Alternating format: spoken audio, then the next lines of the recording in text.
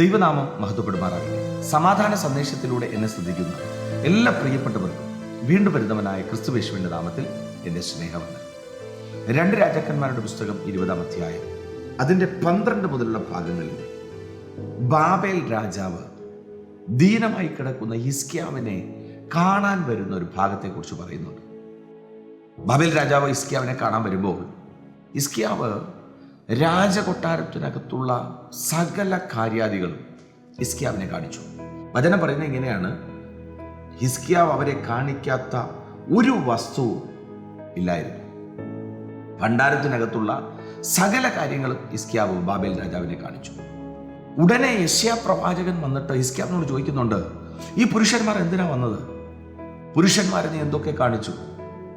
ഹിസ്കിയാവ് പറയുന്നുണ്ട്, ഈ രാജകൊട്ടാരത്തിനകത്ത് അവരെ കാണിക്കാത്തതായിട്ട് ഒന്നുമില്ല.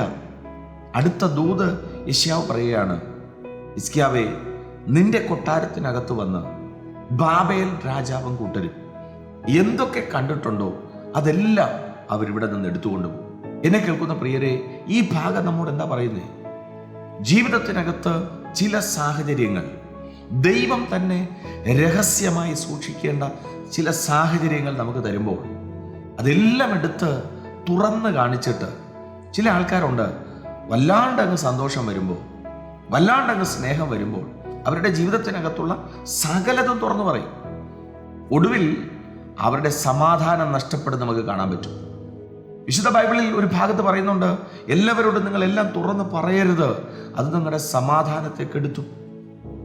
ശൗല് അപ്പൻ്റെ കഴുതെ അന്വേഷിച്ച് പോയിട്ട് മടങ്ങി വരുമ്പോൾ ശൗലിൻ്റെ അടുക്കലേക്ക് ഇളയപ്പൻ വന്നിട്ട് ചോദിക്കുന്നുണ്ട്, ശമൂവേലിനെ കണ്ടിട്ട് എന്തേലും പറഞ്ഞോ? പ്രിയരെ, ഇളയപ്പനോട് രാജ്യത്വത്തെ സംബന്ധിച്ച് ഒന്നും ശൗൽ പറഞ്ഞിട്ടില്ല എന്നവിടെ പറയുന്നുണ്ട്. ഈ സന്ദേശം കേൾക്കുമ്പോൾ പ്രിയരെ, ദൈവം നമ്മളോട് പറഞ്ഞിരിക്കുന്ന, ദൈവം നമുക്ക് ദാനമായി തന്നിരിക്കുന്ന ചില കാര്യങ്ങൾ കർത്താവ് പോലും രഹസ്യമായിട്ട് സൂക്ഷിച്ച് കൈകാര്യം ചെയ്യാൻ തന്നിരിക്കുന്നത് സാത്താൻ്റെ മുമ്പിൽ പരസ്യമായിട്ട് എടുത്ത് കാണിച്ച്, അവന് വന്ന് കവർന്നെടുക്കാൻ പാകത്തിന് എല്ലാം തുറന്ന് കാണിച്ച് ജീവിതത്തെ നഷ്ടപ്പെടുത്തി കളയാതെ, പേഴ്സണൽ ലൈഫിനെ ഇല്ലാതാക്കി കളയാതെ, തലമുറയുടെ ഭാവിയെ ഇല്ലാതാക്കി കളയാതെ, ഹിസ്കിയാവിന് സംഭവിച്ചതുപോലെ കൊട്ടാരത്തിനകത്തുള്ളതെല്ലാം നഷ്ടപ്പെട്ടു പോകാതെ വിശ്വസ്തയോടെ സഞ്ചരിപ്പാൻ ദൈവം കൃപ ചെയ്യട്ടെ. വിശ്വസിക്കുക, പ്രാർത്ഥിക്കുക. ദൈവം വിശ്വസ്തൻ. God bless U.